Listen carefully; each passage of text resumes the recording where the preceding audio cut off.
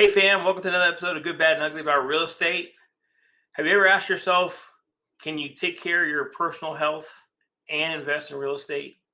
Have you ever wondered who you could reach out to talk about short-term rentals, long-term rentals, or even buying a boutique hotel? Well, my next guest does it all. He has been investing in real estate and taking care of his personal health, and I'll let him share with you his success in that. So please help me welcome to the stage a good friend of mine, Mr. Jeff Peterson.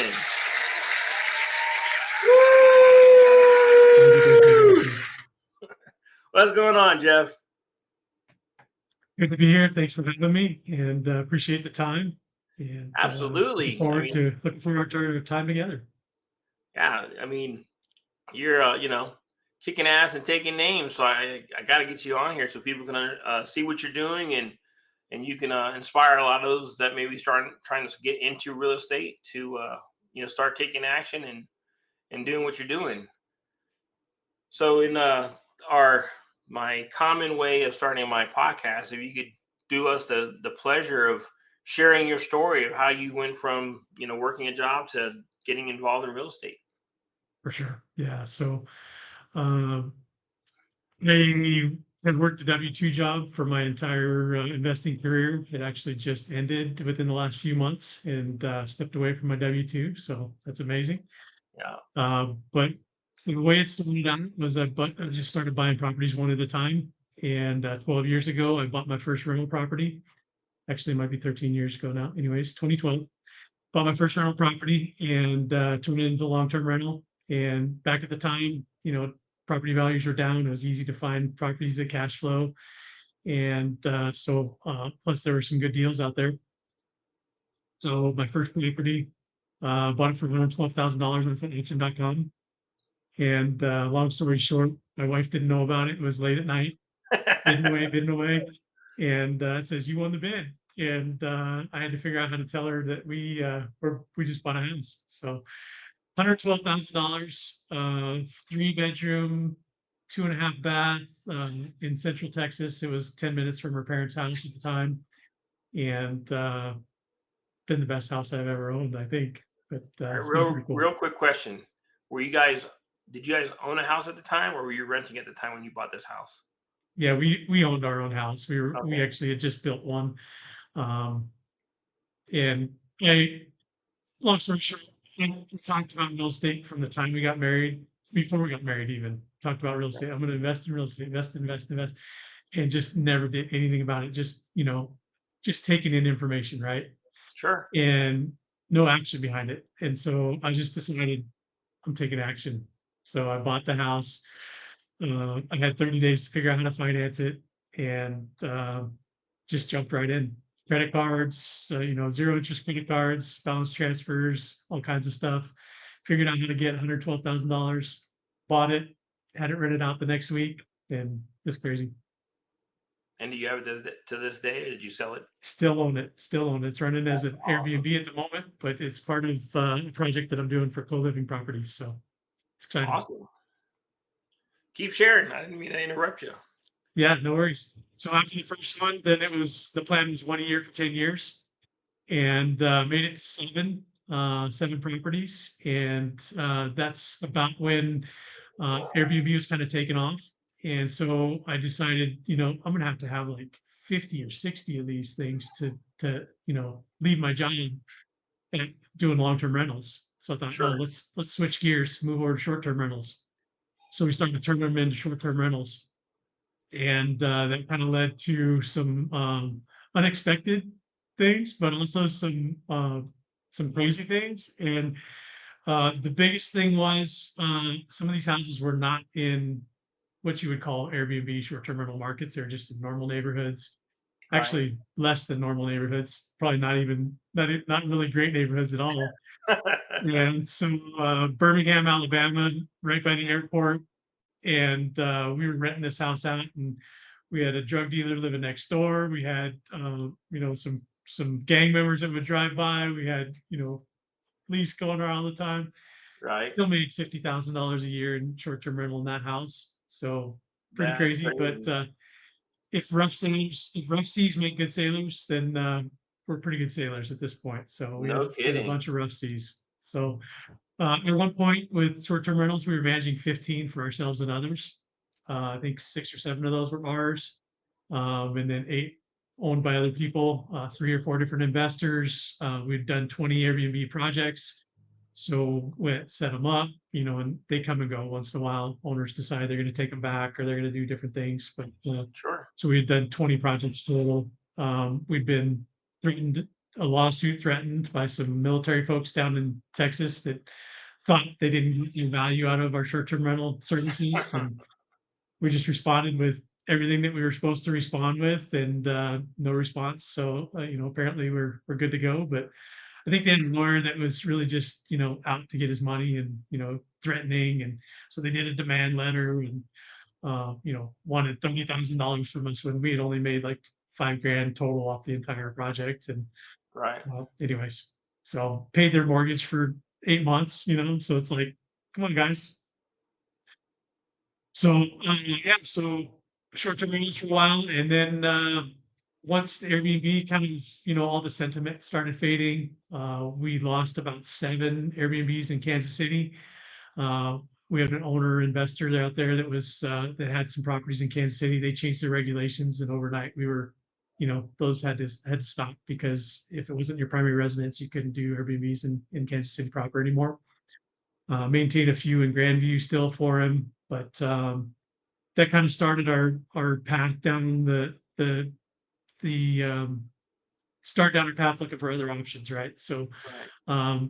enjoyed sub two in the meantime, and bought a couple sub two houses, and heard about the co-living stuff that pace is very high on affordable housing. It's definitely something that's never going to go out of demand.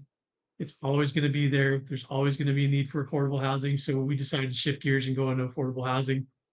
And we was able to raise $440,000. And the idea was take these 2 sub 2 houses that I bought, plus a couple of the Airbnbs down in Texas, and convert them all to co-living properties. And so we got the first one done before we did the offering, and then started renting that out. Working on the second one now, and then I have 2 more Airbnbs that we're going to convert eventually. But I want to see how these first 2 go before we jump in the rest of those. So Nice. raised $440,000 for the 4 properties. 2 of them I had owned. From one of them is that very first house I owned, plus another one, and we're just going to add 3 or 4 bedrooms to each, and we'll have a total of about 31 or 30 or 31 rooms total of co-living space once we're done. Amongst how many properties? 4 houses. Yep. Okay. 2 sub 2s and 2 Airbnbs that we're converting. 4 houses, 31 rooms. That's great, dude. Yep. So Then talk about your big project that you're working on right now. 2 big projects right now. So we just bought a franchise. So we're going to be doing an industrial services franchise, and that the territory that we bought is Savannah, Georgia, Okay. and the Hilton Head area, South Carolina. So we will be heading out there for a couple months to get it up and running and hiring and doing all that good stuff. But it's the name of the franchise is Pertec, and they're the global leader in hydraulic hose repair. And so it's a AI-proof business, and it's somewhat unknown here in the U.S. because of a number of different things, but basically the franchisor, the master franchisor that they sold to in the US here, basically did nothing with it for 20 years. Right. The owners, the original owning family, bought it back, and now they've brought in private equity. So private equity is now behind it, and they want to be in all 50 states by the next couple of years. So there's about 18 states that they're not in right now, and we're gonna be part of that, helping them out with Georgia, South Carolina, but then possibly also moving over into the Midwest, maybe doing Arkansas, Oklahoma, Nebraska, some of those areas possibly for them. So excited Nice. about that. And then one more project that I have going on is working with a couple of partners in Owners Club. And so I'm in sub 2 and Owners Club, and working with a couple in Owners Club, and we're purchasing a boutique hotel in Conifer. So it's a $2 million purchase price somewhere in that range. The building's probably to rebuild the building today, it'd be about $3.5 million to rebuild it as it sits. And it brings right now it only brings in about 500,000 a year, but we're talking about it's on 3.5 acres. We're talking about building an event space, having weddings, corporate events, sub two events, owners club events, all kinds of stuff. So stay tuned on That's that one. awesome, dude. So for the audience, hopefully you know what Sub Two is. It's Pace Morby's investing community, creative financing. And then Owners Club is a collective of business owners. We call it our business ecosystem, where 500 business owners come together and basically pool their resources together to take down deals, to acquire new deals or businesses. So something to aspire to. If you guys don't know about it, definitely go to Squad Up Summit. We have our next one in March here in Denver area. It's the only time you can join our Yeah. club, and I can guarantee you that if you ever want to kind of create generational wealth and you want to buy businesses and acquire real estate, that's the room to put yourself in. So um, enough of that little sales pitch. But so you start off with your first one. You use basically credit, what they call credit card stacking these days. Um, Tell us how it was to self manage your short term rentals, and then what made you decide to like either hire that out or just stop doing it altogether? We've never hired it out. We always did it ourselves. And what I did at the beginning is the same thing I've been doing. And that's if you don't know about something, you hire a coach, you get mentoring, you get help, right? So we bought into a short-term rental boot camp, and the couple that did it was out of Edmonton, Ontario, Canada. And they showed us step by step, you do this, you do this, you do this, you do this. Everything they told us worked exactly the way they said it would. They showed us all the automations. They showed us all the pricing algorithms. They showed us all the communication automations, the channel manager to use. And so we just did everything that they said that we should do. And we grew it from nothing to 2023. I think we were almost $750,000 in Airbnb revenue. Oh, So that is awesome, uh, dude. pretty amazing. Yeah. With up to 15 total. And so, we've paid back down now and we're down to 4 short-term rentals, but we're still doing, $16,000 a month in short-term rental revenue. So, and pretty low contact, low touch right now. So People listening to your story would say you were doing so well with short term rental. And you kind of alluded to a little bit, but I'm going to ask a little bit of a expanding question. Why pivot to co living?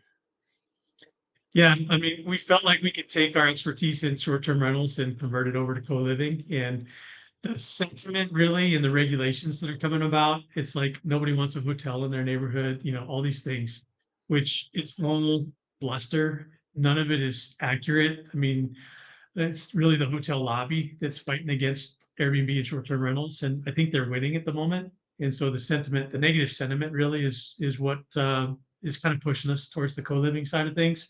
Sure. But I always liked short-term rental because you weren't taking somebody's last dollar, for rent. Right. It was always an optional dollar for them. And with that being the case, people decide to change the way they spend, and Airbnb hasn't been quite as profitable as it used to be.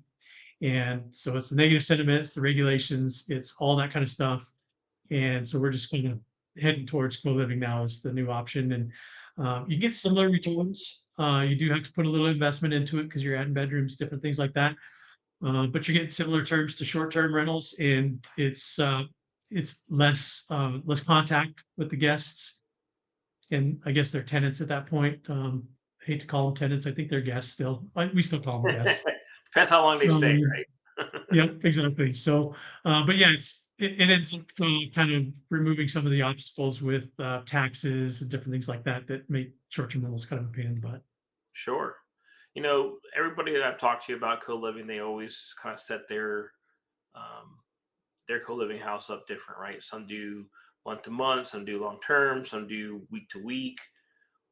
Some furnish the room, some don't. how do you set your co-living up?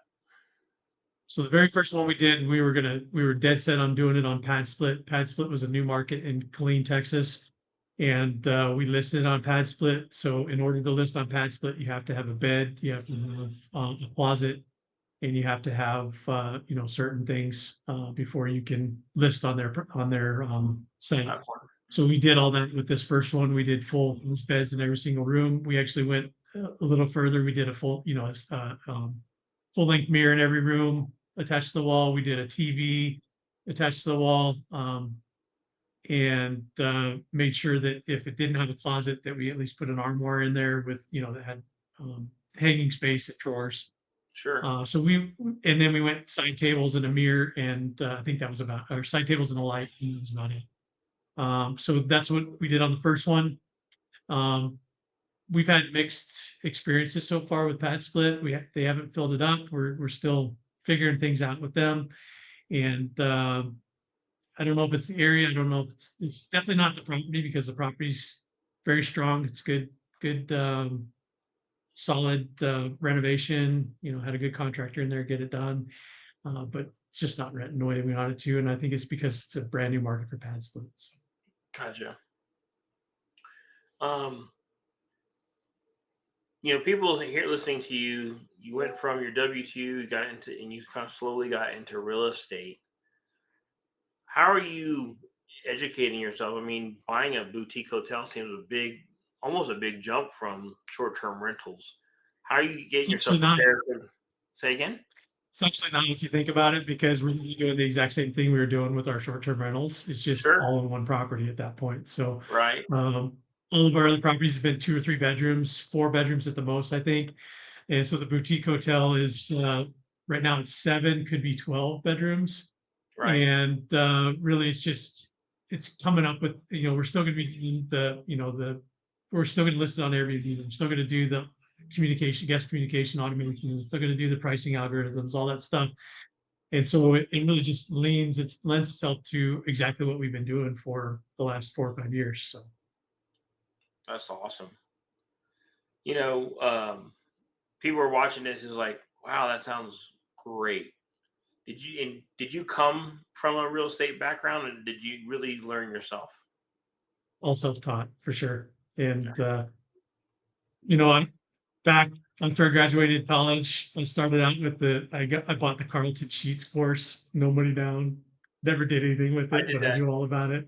I'm old enough to have invested I in that. mean, I bought all the things out there, right? And Yeah. somebody has to have something that'll work. And I just couldn't, in my mind, I couldn't figure out how to make it work for me. But finally, it was just buying that one and figuring it out. It's like massive imperfect action is so much better a replacement from knowledge gain and Sure. learning.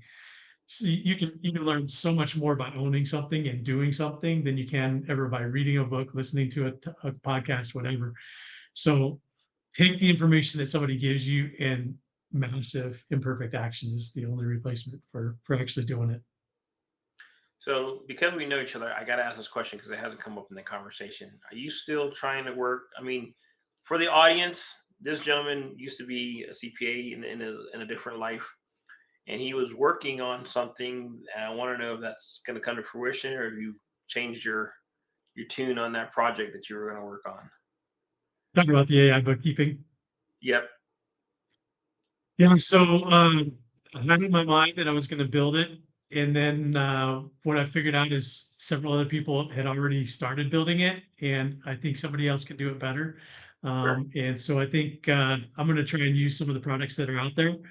There's 3 or 4 out there that are doing it right now that I think are I've actually talked to a few of them, and they've offered me kind of ownership percentage to come on and talk, help them with ideas and things like that. I Sure. haven't taken them up on any of that yet, but certainly there's some opportunities out there that I'm still thinking about, but it wasn't something I wanted to take on myself. And I definitely, like you said, I'm a recovering accountant. I worked for a CPA firm 11 and a half years, and it's in my blood, I guess. I'm an accountant that speaks technology, and I've done accounting software implementations for most of my career, and I was the project guy at every company I worked at.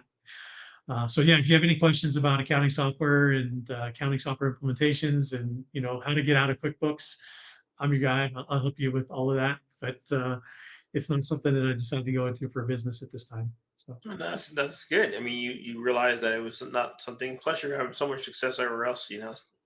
Time to start the new chapter. I guess some people would say. that's all right. Yep, Um, and I want to kind of bring this up too, because as a father, right, I'm trying to bring my daughter into the business, and you've brought your son into the business. So that's for right. people that like trying to make this a family business, can you share how that's working out? Yeah, we have two kids. My son Malachi's 23. My daughter's 19. My daughter wants to go in the medical field, so she's going all full on college. She's a sophomore at Baylor this year, and very proud of her. My son, he and I joined Sub 2 together, however long that was, just over 2 years ago, maybe 3 years ago. And he's doing pre-foreclosures and wholesaling. And so he and I talk about real estate every time we get together. And yeah, he's figuring it out, and we'll kind of see how that goes. But Yeah. So for I the didn't audience, I go didn't ahead. buy him an owners club membership though. I said if you want to be an owners club, you got to get there yourself. There you go. That's how you give them a goal to aim for, right? That's right. For the audience, I wanted to bring that up because some people just think about this as a journey by themselves, and I wanted to highlight the fact that Jeff is bringing the child that wants to do this, right? And I'm not telling you to force your children, but if your child has an interest in it, bring them along. I mean, Yeah. I wish I had this kind of knowledge when I was 19. I would I be, told him. I said you can be a millionaire by the time you're 25, dude. No yeah, problems at for all. sure, for sure. So that's why I bring it up. So people that are watching this realize that they don't have to do this by themselves. Make it a family affair. If you have somebody in your family, even if it's not your kids, maybe it's an uncle, or aunt, a cousin, nephew, niece, you know, bring them along the journey. You'll be surprised how much better you can do if you're not doing this alone. So, That's right. and the name of this podcast is The Good, Bad, and Ugly. And anybody that's been involved in real estate knows there's some good times and bad times. Would you be willing to share, good and bad times that you've gone through? Yeah, I think a couple of what I've already mentioned are the good. 2023 was amazing, hitting almost $750,000 in revenue on Right. short-term rentals. That was pretty crazy. Uh, you know, uh, Other good things, business buying and this boutique hotel are going to be amazing. Just waiting to see how they turn out at the moment. The bad, operating short-term rentals in war zone neighborhoods in Birmingham, Alabama. That was the bad. Yeah, I'm And sure. it almost cost me my marriage. It almost cost me a lot Oh, of things, wow. but my wife was she was done with it. She was like, "I'm not doing this anymore. You got to get rid of them, or we got to stop this." And so I listened. If mama ain't happy, ain't nobody happy. So That's a true I statement. listened. So that's the bad. The bad was not fun. And also the things that come along with bad, there's, construction delays. There's, things don't work out exactly the way you think they're going to work out when you go to rent something out. There's all kinds of stuff. And so that's definitely the bad. And then the ugly, I guess, I don't know that I have anything that's ugly other than, we're just trying to get by on co-living here and figuring it out, but it'll happen. Oh, So sure. I it's mean, a little ugly. It's a little ugly right now. We're making some missteps here and there, but I think we'll figure it out. but that's how you learn, right? That's right. My there's a famous saying. It's like it's not failure; it's a learning lesson or something, a learning opportunity. That's right. So that's the way The I only like to time look at it. you give up, if you keep trying and figure it out, then there's no way to lose. Right. You know, you shared your life. You shared what you're doing. If somebody wanted to follow you on your journey from here on forward, or if somebody wanted to like partner with you and invest in the projects that you're doing, how would they be able to get in touch with you and see if they can work something out with you? So I've got a fractional page. You can hit buydealswithjeff.com. That's one way. On the screen, you have my Instagram and YouTube channel handle. So at JFPTRSN, Jeff Peterson.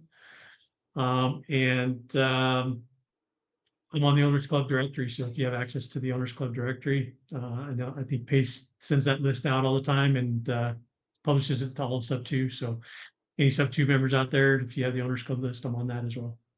Awesome. So I'm gonna do a selfless plug for my girl Stella Hahn. She's a co-founder of Founder of Fractional. Fractional. So that's fractional.app. Nice thing about that platform is you don't have to be an accredited investor, and depending on the investor that you're partnering with, they suggest the minimum investment is like 5K, but there are some I believe that are doing less than that. So if you really want to get into real estate and just use what Do you your have first deal. available, Yeah. you can get into bigger deals. You can get into multifamily deals. You can get into co-living deals like what Jeff does. Constantly, there's investors on that platform looking to raise money, and you can become a percentage owner in these investments, whether it be, like I said, boutique hotels, because I think Rhea Campbell's doing that. You got co-living, um, short-term rentals. So if you want to be an investor and don't have a lot of money, but you want to partner with people that are actually taking action, I would advise or suggest, recommend that you go to that platform. It costs nothing to create an account, and the only time you have to spend money is when you decide you want to invest into a project. So, Interesting story on our co-living offering. We had 73 people that joined us on that, and I think a majority of those it was their first deal. So we helped a bunch of people get their first deal, and now they own 4 co-living houses with me. So that's 73 awesome. people, $440,000. Pretty crazy. Yeah. So there you go, folks. If you want to get in real estate, get with Jeff. He'll help you get into some co-living, and because he's just going to keep on buying, so he needs you to help him afford what he's trying to do. Jeff, thank you so much for your time, for sharing your story, sharing what you're doing, and giving people an opportunity to invest in real estate. To you, the audience, thank you again for coming out here for another week, or another episode, I should say. If you like what you heard, please hit the like and subscribe button, and we'll see you in the next episode. Thanks, Jeff. Thanks, guys.